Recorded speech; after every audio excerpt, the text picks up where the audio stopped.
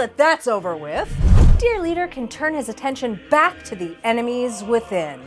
And this war has shown him exactly who they are. Plus, I reveal who the other big winner of this war is. It's not who you think. Glory, glory, hallelujah. I'm Hope Thraddle, and today on Throttling the Truth, we're going to talk about our amazingly successful holy war on Iran. But more than that, I want to talk about loyalty, what it means, who's got it, who doesn't, and what that means for you. Hint, you better be loyal. First, let's acknowledge a tough reality. This war in Iran has turned out to be a little harder than dear leader thought it would. Nobody said confronting Satan's favorite nation would be easy, but give the man some credit. At least he had the guts to do what nobody else would do, which is whatever Israel told him to do. And come on now. Who could have seen all this crazy crap coming? It's not like somebody warned dear leader the Iranians could shut the Strait of Hormuz.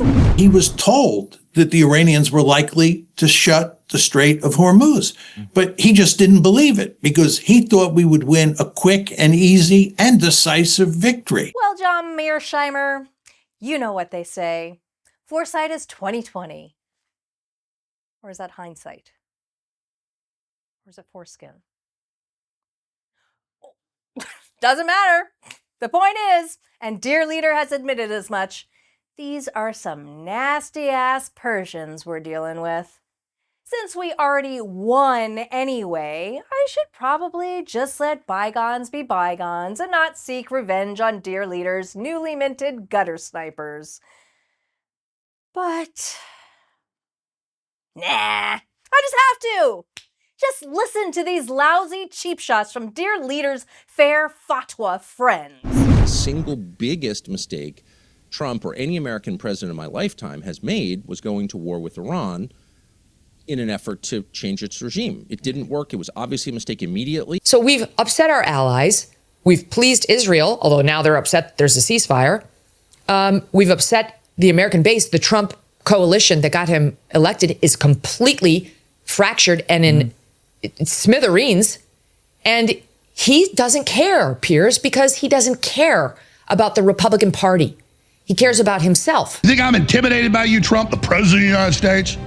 Think I'm intimidated by your hit teams, all the rest of it? Whatever, man. You got God to deal with. And to think I attended fundraisers and public executions with these folks.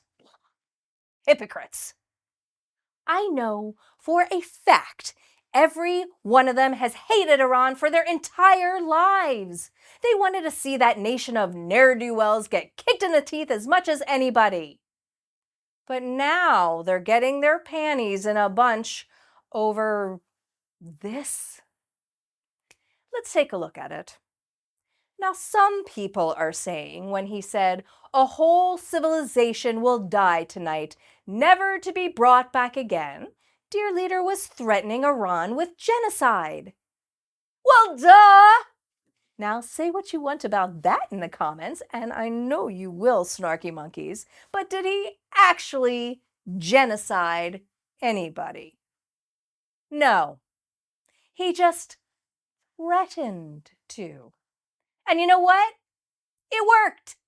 Within hours, Iran was ready to meet us at the negotiating table.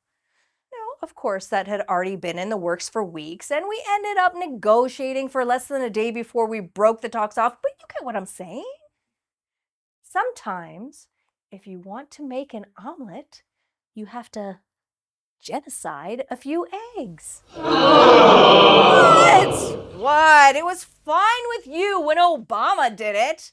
But sure, some old powerful white guy says the same stuff, and now it's wrong. So wrong that apparently it'll even get you criticized by other old powerful white guys. Oggi, come tutti sappiamo, c'è stata anche questa minaccia contro tutto il popolo di Iran. E questo veramente non è accettabile. This is the first American Pope? He doesn't even speak American. More like most un-American Pope ever. Who died and made this guy spokesman for Jesus on earth? This stupid hat man acts like he's the vicar of Christ or something. Sit down, sir. You are not infallible. I suppose we shouldn't be too surprised by this papal sniping.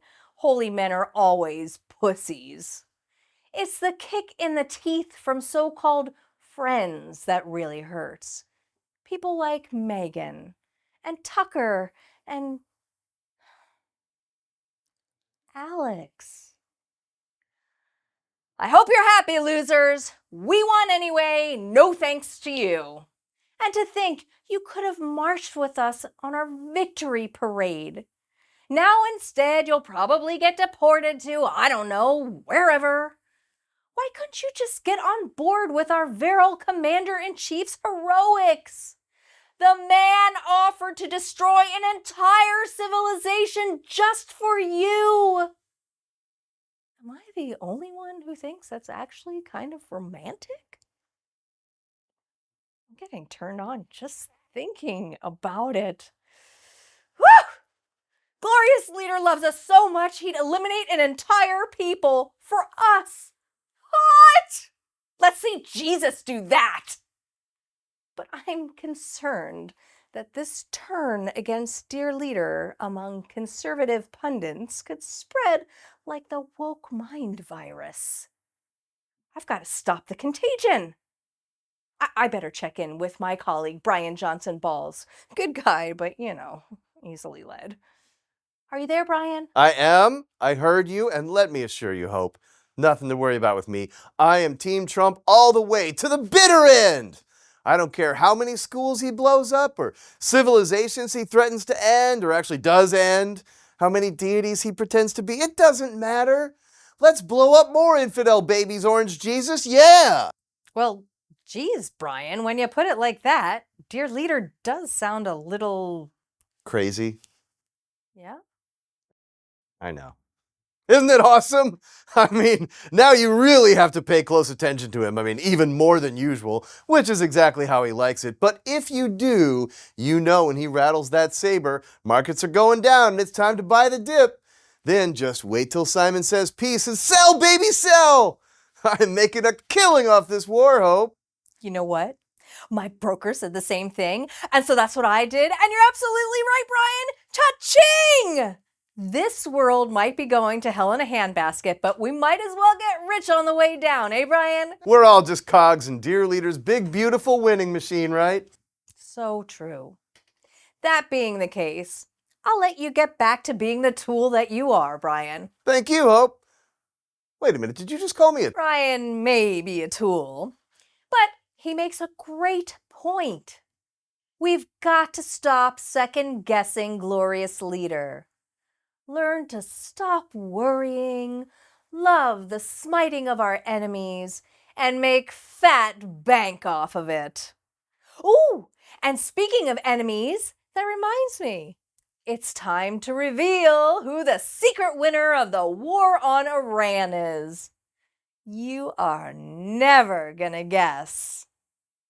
It's Sleepy Joe Biden! Notice how we haven't talked shit about that guy for like a month? Lucky bastard. You realize this is all somehow his fault, right? I wonder what he's up to now. Mr. President, what did you order? Chocolate chip. That man clearly needs a hobby. I know. Let's just send Sleepy Joe to Islamabad to do some more talking. That'll keep those Iranians busy while we blow up the rest of their country. Not like we need to. We already won. But this would be, you know, just for fun. I'm Hope Thraddle, and I hope you had as much fun as I did throttling the truth. Don't forget to like and subscribe, and I'll see you next time right here on the Fake Ass News Network. Stay loyal.